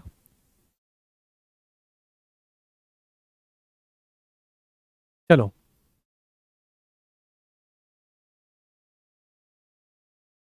एक दो आते, नो डाउट एक दो तो ऐसे ही है। ठीक है, क्या नाम है आपका? रुस्तम नाम है? कौन है? रुस्तम अली, ठीक है भाई। चलो भाई चलो, जेड ग्रुप है, एक्स नहीं ना भाई, ये है जेड ग्रुप। ठीक, चलो आगे बढ़ते हैं ना। तो डेंसिटी यानी घनत्व की बात कर रहे हैं। देखो अब मैं थोड़ा सा ग्राफ आपके सामने रखूंगा और उसको ध्यान से समझना। देखो एक चीज है, जब आप कमेंट ज्यादा करेंगे ना, तो अब मैं पढ़ा रहा हूं और आप कमेंट टाइप करते जा रहे हैं, आप नहीं सीख पाओगे और ना आप समझ पाओगे। मोबाइल को अपना आराम से आगे रखिए, कमेंट छोड़ दीजिए, मैं जो समझा रहा हूँ वो समझते रहिए। सबसे आसान तरीका, अच्छा समझने का तरीका है। कमेंट करते रहोगे तो कुछ समझ में नहीं आएगा। चलो आगे बढ़ते हैं। आप एक काम करिए, ये मान लेते हैं मैं ग्राफ बना रहा हूं, वो ग्राफ समझ में आएगा, थोड़ा सा टाइम देना बस मुझे। एक ग्राफ है मेरे सामने ये, ठीक है। और ये ग्राफ किस किस बात का है सर? देखो ये बेटा, ये जो है वाई एक्सिस, ये तो है डेंसिटी यानी घनत्व, डेंसिटी बोले तो घनत्व वाई एक्सिस में, और ये एक्स एक्सिस में बेटा टेम्परेचर यानी तापमान। कोई दिक्कत? अगर मैं यहां पर आपसे लिख दूं सर ये 0 डिग्री सेल्सियस है टेम्परेचर, और ये सर है 4 डिग्री सेल्सियस टेम्परेचर, और ये सर मान लेते हैं 100 डिग्री सेल्सियस या 100 डिग्री कुछ भी, ठीक है, कोई दिक्कत? और हमें पता है 4 डिग्री सेल्सियस पर जो डेंसिटी है वो मैक्सिमम होती है, क्योंकि मैं डेंसिटी की बात कर रहा हूं। अगर मैं ऐसा कोई ग्राफ आपके सामने रखूं तो क्या कोई आपत्ति होगी किसी को? बताइए।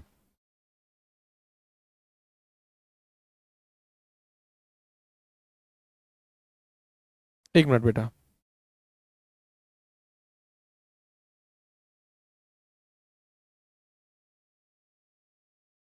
मतलब अगर आप ध्यान से देखेंगे तो इस पॉइंट पर यहां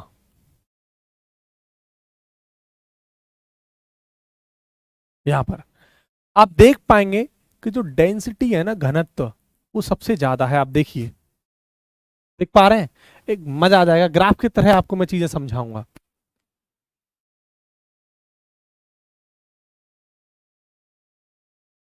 ठीक है बेटा, देखिए आप, ये 4 डिग्री सेल्सियस डेंसिटी मैक्सिमम है कि नहीं है? यानी आपको पता लग गया 4 डिग्री सेल्सियस पर हमारी जो डेंसिटी है, जो घनत्व है, वो मैक्सिमम है, दिखाई दे रहा है, अधिकतम। बोलो हाँ के ना? कोई प्रॉब्लम? अब देखो मजा आएगा आपको, कंसेप्ट में मजा आएगा आपको। देखिए कंसेप्ट में मजा आएगा। यानी अगर सर हम 0 डिग्री सेल्सियस 4 डिग्री सेल्सियस की तरफ बढ़ रहे हैं, 0 से 4 की तरफ, बताइए डेंसिटी घट रही है कि बढ़ रही है? सर बढ़ रही है, देखते जाना। या मैं क्या लिख देता हूं यहां पर नोट डाल के, बहुत इंपॉर्टेंट बात। यानी जब आप 0 डिग्री सेल्सियस से 4 डिग्री सेल्सियस की तरफ जाते हो तो डेंसिटी बढ़ती है, घनत्व तो बढ़ता है। कोई प्रॉब्लम? ये पहली बात।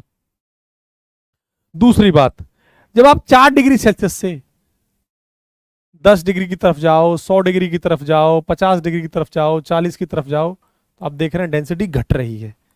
मतलब जब आप 4 डिग्री सेल्सियस से 100 की तरफ जा रहे हैं, 4 डिग्री सेल्सियस के बाद कितना भी जा रहे हैं आप, तो आपका डेंसिटी घट रहा है। क्या ये बात भी समझ में आ गई? कोई प्रॉब्लम? लेकिन अब आपसे मैं थर्ड पॉइंट दूं कि बताइए 0 से लेके 100 डिग्री सेल्सियस तक डेंसिटी घटेगा कि बढ़ेगा? बताइए। 0 डिग्री सेल्सियस से 100 डिग्री सेल्सियस तक आपका डेंसिटी घटेगा कि बढ़ेगा?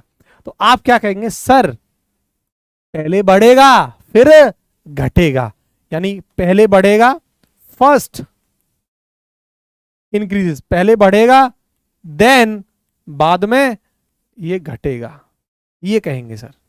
तो कोई प्रॉब्लम? तीनों ही केस एग्जाम के केस हैं और तीनों ही आपके एग्जाम में पूछे जा चुके हैं। ये भी, ये भी और ये भी, तीनों ही अपने आप में इंपॉर्टेंट केसेस हैं, ये ध्यान रखना। ठीक है, बोलो कोई प्रॉब्लम? अगर आपसे बोले कि बताइए 100 डिग्री सेल्सियस से 0 डिग्री सेल्सियस कर दिया जाए तो? अब सवाल को देख रहे हैं, एक सवाल देने वाला हूं मैं आपको, एक क्वेश्चन देखिए क्या है। एक क्वेश्चन देता हूं आपको और ध्यान से सुनना है सवाल को। मान लो आपके पास पानी है, ये वाटर है, इसमें पानी भर दिया बेटा, ब्लू है पानी, पानी देखो ये डाल देते हैं ब्लू पानी, ये रहा पानी। अब मान लेते हैं इस पानी का जो तापमान है ना, वो ऑलमोस्ट मान लेते हैं 40 डिग्री से 80 डिग्री सेल्सियस है। कितना है? 80। और आपने कहा सर एक काम करिए, इसको बर्फ बना दीजिए। क्या बना दीजिए? बर्फ। तो भैया मैं बर्फ बना दिया इसकी, यानी इस पानी की क्या बना दिया? बर्फ बना दिया, बर्फ। अब कम से कम कितना टेम्परेचर चाहिए बर्फ को? 0 डिग्री सेल्सियस। तो 80 से 0 की तरफ गया, 80 से कितना गया? 0। अब आप बताइए 80 से 0 की तरफ जाएंगे तो घनत्व का क्या मैटर है, मतलब घनत्व बढ़ेगा, डेंसिटी घटेगा या डेंसिटी बढ़ेगा, बताइए। आप क्या कहेंगे सर 80 से 0 की तरफ जा रहे हैं, पहले क्या हो रहा होगा, बढ़ रहा होगा, देन घट रहा होगा। भाई 80 से 0 4 तक गए तो क्या होगा, बढ़ रहा है, और 4 के बाद फिर क्या होगा, घट रहा होगा। तो पहले बढ़ेगा देन घटेगा। बोलो हाँ या ना, क्या समझ पा रहे हो?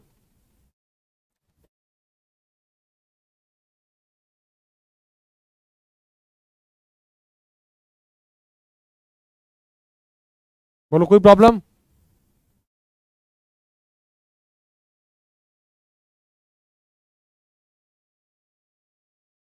पहले बढ़ेगा फिर घटेगा, ठीक है।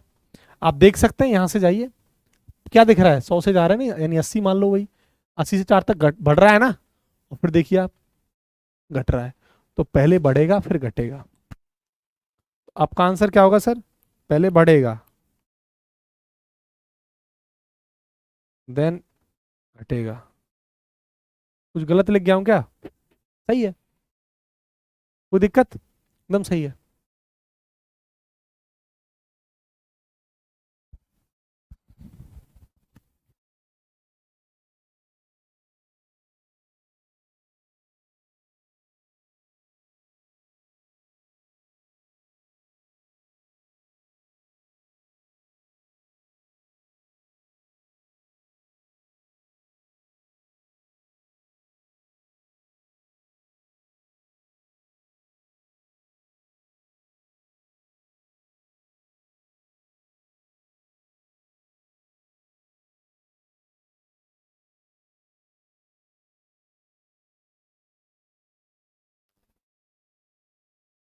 चलो चलो आगे बढ़ते हैं। कोई प्रॉब्लम बेटा, कोई सवाल में कोई प्रॉब्लम? सारे केसेस क्लियर हैं। अब मैं आपको बताता हूं बच्चा क्या करता है, यहां पर सवाल ये दे देगा तो पता है तुक्का मारेगा, पहले ऑप्शन दे रखा हो घटेगा कि बढ़ेगा, बढ़ेगा घटेगा, ऐसे करके। अब बस लॉजिक होना चाहिए, हर चीज का एक लॉजिक होना चाहिए, ठीक है बेटा। चलो अब इसके बाद एक केस बचा बेटा वॉल्यूम का, यानी आयतन का। बस देखो एक तो हो गया, एक देखते हैं आयतन का, वॉल्यूम का। चलो लास्ट केस है बेटा वॉल्यूम का, इसको देखो। वॉल्यूम, वॉल्यूम का केस है, यानी आयतन का टेम्परेचर के साथ क्या रिलेशन है। चलो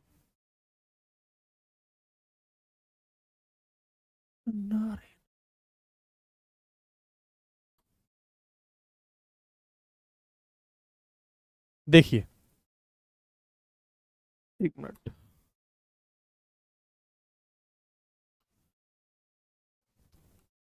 ये हुआ आपका आयतन वाई एक्सिस की तरफ, यानी वॉल्यूम है बेटा, ये आयतन है इस वाई एक्सिस की तरफ। और ये एक्स एक्सिस, एक्स अक्ष की तरफ बेटा क्या है, तापमान है, टेम्परेचर है। मान लेते हैं ये हमारा 0 है डिग्री सेल्सियस, मान लेते हैं ये 4 डिग्री सेल्सियस है, और मान लेते हैं 100 डिग्री सेल्सियस है। प्यारे बच्चों आपको पता है कि जो डेंसिटी होता है, जो घनत्व होता है, वो 4 डिग्री सेल्सियस पर मैक्सिमम होता है, लेकिन वॉल्यूम तो मिनिमम होता है 4 पर, 4 पर सबसे कम होता है, ठीक है। यानी डेंसिटी का घनत्व का जस्ट उल्टा है। सर क्या बात कर रहे हैं आप, ऐसा हम सही बात कर रहे हैं, देखिए हमने तो बताया था कि जहां पर डेंसिटी ज्यादा वहां वॉल्यूम कम, यानी 4 डिग्री सेल्सियस पर आयतन कम होगा। इसका मतलब अगर ग्राफ को ध्यान से देखा जाए तो क्या सर मैं ऐसा ग्राफ नहीं बना सकता, बताइए, देख लेना बेटा थोड़ा सा।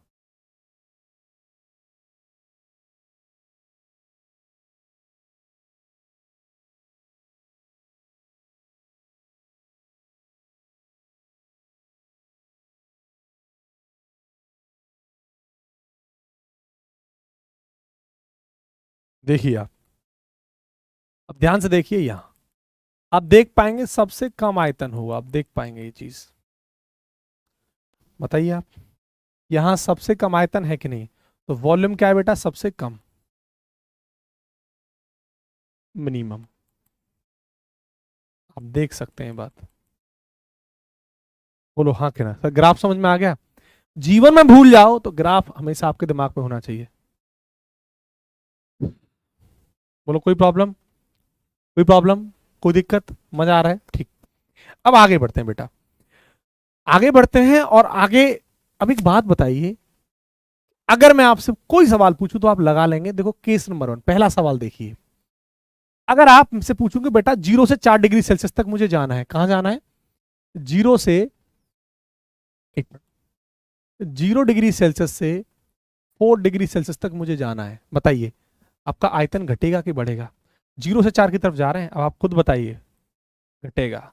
और आप क्या कह रहे हैं? सर वॉल्यूम घटेगा। वॉल्यूम डिक्रीजेस, वॉल्यूम घटेगा, वॉल्यूम डिक्रीजेस। दूसरा केस क्या है बेटा? जब आप कहां से जा रहे हो?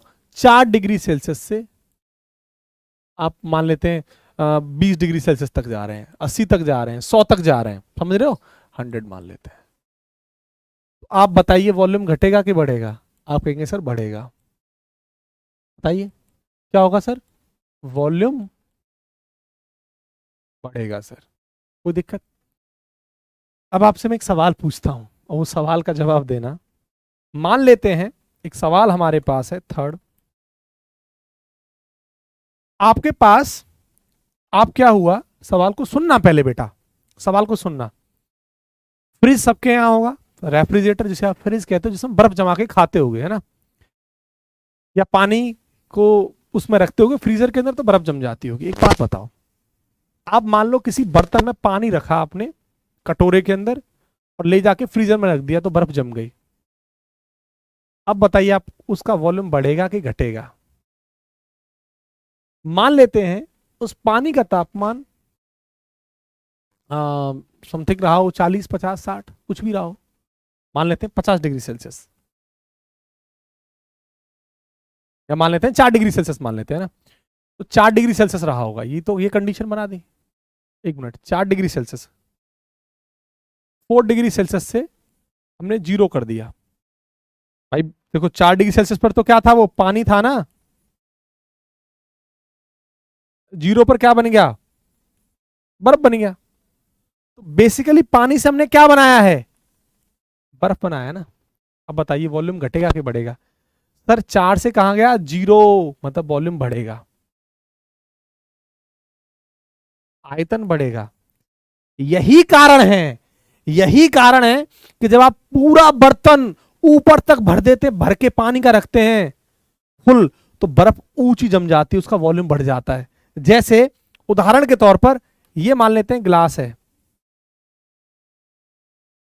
ये ग्लास है, और आप क्या करते हैं, जब आप पूरा पानी भर देते हैं उसमें टंच एकदम ऊपर तक, तो बर्फ और ऊपर तक हो जाती है। इसलिए कभी भी बर्तन जब आप फ्रीजर के अंदर रख रहे हैं तो पूरा पानी मत भरिए, हल्का सा खाली खाली रखिए।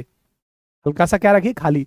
मान लीजिए कोई बोतल है, किसी बोतल को आपने पूरा पानी भर के रख दिया पैक, बोतल के फटने के चांसेस है, क्योंकि वॉल्यूम बढ़ेगा, उसको तो स्पेस चाहिए, स्पेस मिलेगा नहीं तो क्या होगा? वो बोतल फट जाएगी। इसलिए जब भी आप फ्रीजर के अंदर रखें तो थोड़ा सा किसी चीज को खाली रखें, थोड़ा सा स्पेस दें उसमें, ताकि उसका जो वॉल्यूम बढ़े तो उसको जगह मिल जाए।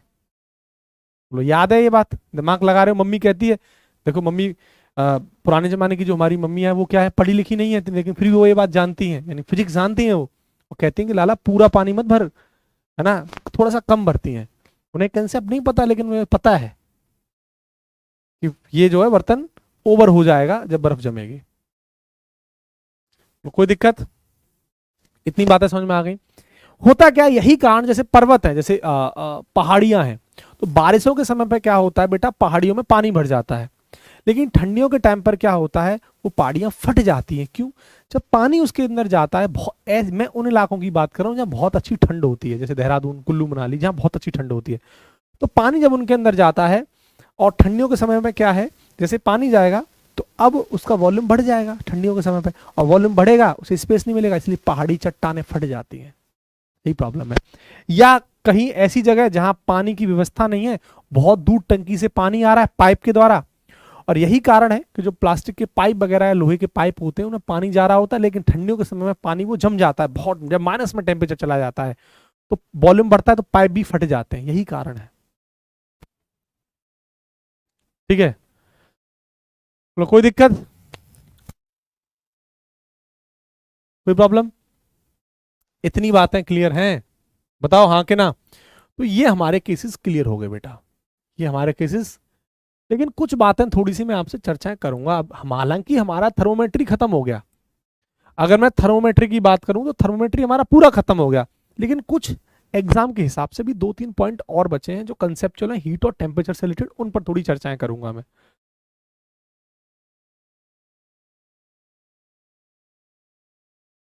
हाँ संजीत, एकदम सही बात है।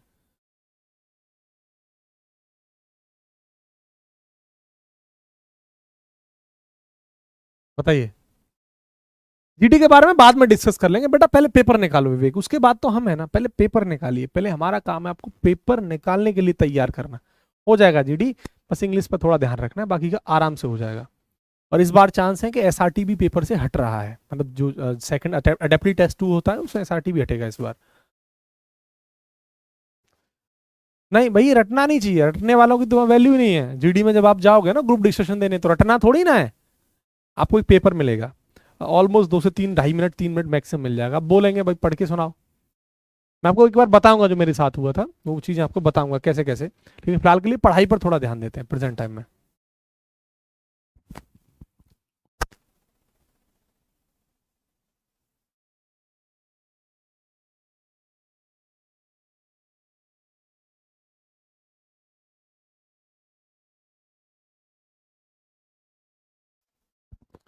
चलो मैं बाद में डिस्कस करेंगे ना कि कैसे कैसे जीडी को मैंने निकाला, और बहुत आसान है क्योंकि मैं तो सीबीएसई बोर्ड से था, मैं आपको बताऊं, मैं तो इंग्लिश मीडियम से था, तो मेरे लिए बहुत आसान था। लेकिन जब बच्चा हिंदी मीडियम का होता है तो थोड़ा टफ होता है, लेकिन ऐसा नहीं कि वो निकाल नहीं सकता, निकाल सकता है अगर वो लैंग्वेज पर काम करे। ऐसी बात नहीं है, मेरे ग्रुप में और जो बच्चे थे उन्होंने सबने फाइट किया था। हाँ डिस्कस करेंगे मन है ना, पहले पढ़ लेते हैं। तो ऑलमोस्ट बेटा आपका थर्मोमेट्री जो चैप्टर है वो पूरी तरीके से समाप्त होता है, सब कुछ मैंने कवर करा दिया है। लेकिन हाँ, कुछ जनरल बातें हैं जो मुझे अभी और आपसे डिस्कस करनी चाहिए।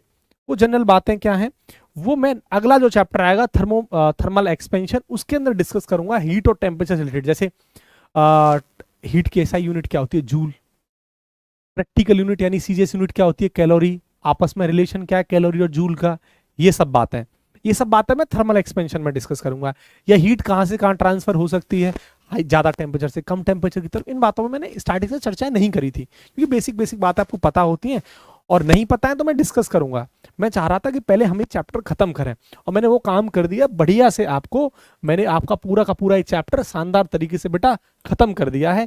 हीट का एक चैप्टर हम खत्म कर चुके हैं, और अच्छे से बढ़िया से आप लोग पढ़ाई करते रहे ना, तो ये समझिए 4 दिन के टॉपिक है मुश्किल से। हीट बहुत बड़ी ब्रांच होती है, बहुत समय लग जाता है, 15-16 दिन, लेकिन आपके लिए मैं ज्यादा समय नहीं लगाऊंगा। हम उतनी बात करेंगे जितना हमारा एग्जाम पूछता है, टू द पॉइंट डिस्कस करेंगे। तो ये तो बेटा हो गया फिनिश, ठीक है, ये हमारा क्या हो गया, फिनिश हो गया। सर क्वेश्चन, बेटा इसके लिए थोड़ा टाइम आपको मुझे देना होगा। ऑलरेडी आपको रिफ्रैक्शन की मैं डीपीपी दूंगा, आज मैं आपको रिफ्रैक्शन नहीं कल दूंगा, आज प्रिज्म की डीपीपी मिल जाएगी। आज आपको प्रिज्म की डीपीपी मिल जाएगी बेटा, क्या मिल जाएगा, आज प्रिज्म की डीपीपी मिलेगी, क्योंकि रिफ्रैक्शन की डीपीपी अभी तैयार नहीं हो पाई, उसमें एरर है थोड़ा सा, और आपको देते तो फिर प्रॉब्लम आती। तो पहले प्रिज्म की डीपीपी तैयार हो गई है, वो मैं आपको भेज दूंगा आज ही, बिल्कुल क्लास के 10 से 20 मिनट बाद।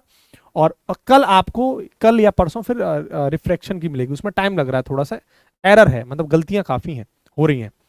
और थर्मल एक्सपेंशन जो बेटा उसमें प्रसार कल खत्म करके, और कल इसको बहुत छोटा टॉपिक है, कल खत्म करके हम कहाँ स्टार्ट कर देंगे, कैलोरीमेट्री को लगभग आधा खत्म कर लेंगे कल। और अब मानिए बस फिर आता है हमारा सैटरडे, और मैराथन मैच सब खत्म। उम्मीद कर रहा हूँ कि शनिवार को मैं पूरा का पूरा खत्म कर दूं। शिवम पहले बेटा जो पढ़ा रहा हूँ वो आराम से पढ़ते जाइए। मैं पहले बड़ी बड़ी ब्रांचेस क्लियर करूंगा, और ऐसी ब्रांचेस पढ़ाऊंगा जो इंपॉर्टेंट रखती हैं आपके एग्जाम के लिए। ऑप्टिक्स क्वेश्चन बनता है, आता ही आता है। हीट में से थर्मोडायनामिक्स का कार्नोटेजन का सवाल आता ही आता है। मैं पहले वो सब कुछ कराऊंगा जो आप पहले से तैयारी करके चलें। देखो समय बहुत ज्यादा नहीं है, आप भी जानते हैं 80 से 84 दिन है। मुझे कम समय में, और आप जानते हैं फिजिक्स को इतने कम समय में कराना अपने आप में बहुत बड़ा टास्क होता है, लेकिन मैं करा दूंगा, कोई दिक्कत नहीं है उसके लिए, क्योंकि मैं कराता आ रहा हूँ कई सालों से, उसकी प्रॉब्लम नहीं है। लेकिन हमारा ध्येय, हमारा ये नहीं होता कि हमें सिलेबस खत्म करना है, हमें साथ में ये भी तो देखना होता है कि हमारे बच्चे को समझ में आ रहा है कि नहीं आ रहा है। ये हमारे लिए सबसे बड़ी चीज होती है, तो आपको समझ में आना चाहिए, ठीक है। तो पहला मेरा जो रोल होता है वो ये होता है कि मेरे बच्चे को क्लास में समझ में आ रहा है कि नहीं आ रहा है, मुझे उस पर काम करना होता है। आपको समझ में आ गया, देन आफ्टर मेरे लिए सिलेबस बहुत मायने नहीं रखता, सिलेबस आराम से हो जाता है। तो ऐसे में बड़ी बड़ी ब्रांचेस स्टार्ट करूंगा, जैसे ऑप्टिक्स किया, फिर हीट किया, इसके बाद कुछ और क्लास 12 की बड़ी ब्रांच स्टार्ट कर देंगे, क्लास इलेक्ट्रोस्टैटिक खत्म कर देंगे, कुछ 11th का कुछ 12th का हिस्सा, क्योंकि लास्ट के महीने में मैं वो टॉपिक्स कराऊंगा जो बहुत कम इंपॉर्टेंट होते हैं।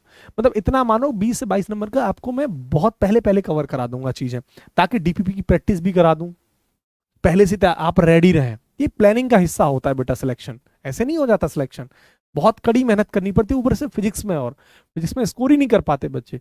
तो मैं जितने ज्यादा क्वेश्चंस आपके लिए लगा पाऊंगा, नए नए क्वेश्चंस आपको डीपीपी की फॉर्मेट में दे पाऊंगा, उतना ही फायदा आपके लिए है। क्योंकि बढ़िया बढ़िया क्वेश्चंस देना ही मेरी जिम्मेदारी बनती है, बढ़िया बढ़िया क्वेश्चंस आपको लगवाना ही मेरी जिम्मेदारी बनती है।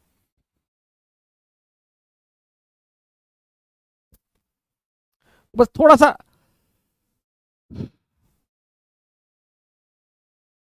तो गजब, क्योंकि देखो जब बेसिक पर काम करते हैं तो बच्चे को मजा आने लगता है। जैसे कंसेप्ट आप बहुत अच्छे से समझ पा रहे हो, आपको कोई प्रॉब्लम ही नहीं हो रही होगी, ऐसे लग रहा होगा कि बहुत स्मूथ चल रहा है, ऐसे लग रहा होगा फिजिक्स तो कुछ है ही नहीं। और वाकई में फिजिक्स बड़ा प्यारा सब्जेक्ट है, बस समझाने वाला टीचर चाहिए।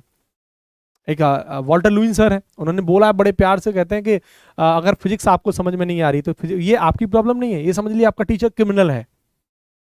ठीक है, तो बड़ी अच्छी लाइन है उनकी, अगर आप फिजिक्स आपको समझ में नहीं आ रही तो इस बात का मतलब आपका टीचर क्रिमिनल है। तो आप, हमारा बस ये देह है कि आपको बहुत बढ़िया से चीजें मैं सिखाता रहा हूं। चलो यार, और कंसेप्ट क्लियर हो गया। अब मैं थर्मोमेट्री की डीपीपी बहुत जल्दी दूंगा, थोड़ा सा मैं पीछे से डीपीपी देता आ रहा हूं। आज आपको प्रिज्म की डीपीपी दे दूंगा, घर जाके प्रिज्म की डीपीपी बढ़िया से लगा लेना, कुछ ही देर में डीपीपी मिल जाएगी आपको, मान लो 10 मिनट्स के अंदर। और फिर आपको उसके बाद रिफ्रैक्शन की डीपीपी, उस पर मेरा काम चल रहा है, 1-2 दिन लग सकता है।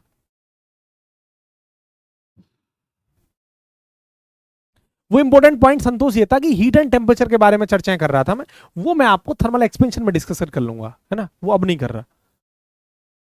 हाँ यार, 2 मंथ तो नहीं, लेकिन थोड़ा टाइम तो लग ही जाएगा, हो जाएगा सब कुछ आराम से, सिलेबस हो जाएगा, मैं आराम से कर लेंगे ना। चलो बेटा, अभी टेलीग्राम एल्बम की जरूरत नहीं, वो बाद की बात है, पहले डीपीपी को लगाइए आप जो मैं दे रहा हूं, क्योंकि फिर मैं सैटरडे संडे में बड़ी आपकी डीपीपी सॉल्व भी तो करानी है मुझे। थैंक यू सो मच बेटा। आप देखो फेज 2 की चर्चा हम करते रहेंगे, ज्यादा मत दिमाग लगाओ उस पर, फिलहाल चर्चाएं करो आप, बढ़िया से सीख, इन क्वेश्चंस को लगाओ जो दे रहा हूँ, प्रैक्टिस करो, कंसेप्ट को पढ़ो, वो आप मेरे ऊपर छोड़ दीजिए, है ना, वो बात की बात है। आई का डीपीपी उससे अगले दिन दे दूंगा, परसों। आपको डीपीपी लगातार मिलती रहेंगी, आप सोचिए कितने बढ़िया बढ़िया क्वेश्चन मैं आपको दे रहा हूँ, आप सोच पा रहे हो, आप डीपीपी लगा रहे हो तो आपको आइडिया लग गया होगा। लेवल 1 की डीपीपी में ऐसी देता हूँ जिससे कि बच्चे ने जितने भी कंसेप्ट पढ़े वो सारे के सारे रिवाइज हो जाएं। इतना आसान नहीं होता बेटा, ये कॉपी पेस्ट वाला मटेरियल नहीं है, बनाना पड़ता है खुद से। सोचो कितनी, मैंने आपसे बताया था पिछले 5 साल की 6 साल की मेरी मेहनत लगी है इसमें, जो कि पहला बैच ऐसा है जिसको मिल रहा है मटेरियल। तो वहां पहला जो लेवल 1 के जो क्वेश्चंस होते हैं वो भी कैसे हैं, वो आपके कंसेप्ट को क्लियर करा देते हैं। और लेवल 2 में आप दिमाग वाले क्वेश्चंस आते हैं जो आपके दिमाग को चलाते हैं, जिसमें न्यूमेरिकल क्वेश्चंस होते हैं, बढ़िया क्वेश्चंस होते हैं। अब उसकी मैग्नेटिज्म में क्या आता है उसके लिए बिल्कुल परेशान मत रहो, बढ़िया से हम कवर करेंगे, फिजिक्स आपकी प्रॉब्लम नहीं बनेगी, ये मेरा कमिटमेंट है आपसे। लेकिन आप वास्तव में पढ़ रहे हैं कि नहीं पढ़ रहे हैं, देखो जिस फॉर्म में आप पहले दिन से पढ़ाई कर रहे हैं, इसी फॉर्म में लगातार 3 महीने तैयारी करो, पेपर निकल जाएगा, मैं वादा कर रहा हूं आपसे। लेकिन कैसे भी कहीं डिस्ट्रैक्ट हुए, कैसे भी बैकलॉग बना, कैसे भी करके क्लास छोड़ दी, फिर प्रॉब्लम है आपके लिए, ये ध्यान रखना। हाँ क्यों नहीं निकलेगा 2 मंथ में, बिल्कुल निकल जाएगा, कोई तोप थोड़ी ना है, आप जैसे बच्चे निकालते हैं, और कौन निकालता है पेपर, आप जैसे बच्चे तो पेपर निकालते हैं, बस पेपर वही निकाल पाता है जो टीचर को फॉलो करता है, कंसिस्टेंट रहता है और लगातार तैयारी करता है, बस वही निकाल पाता है। देखो कुछ पाने के लिए कुछ खोना नहीं, कुछ करना पड़ता है, ये ध्यान रखना। पाने के लिए कुछ खोना नहीं, कुछ करना पड़ता है, एक्स्ट्रा एफर्ट डालने पड़ते हैं। क्यों नहीं हो सकता, डेफिनेटली हो सकता है। ठीक है बेटा, बाकी का आप कल मुलाकात करेंगे, इसी टाइम पर अपनी क्लास चलेगी, पढ़ाई करते रहें बढ़िया तरीके से, और डीपीपीज आपको अभी प्रिज्म की मिल जाएंगी। जय हिंद, ऑल द बेस्ट।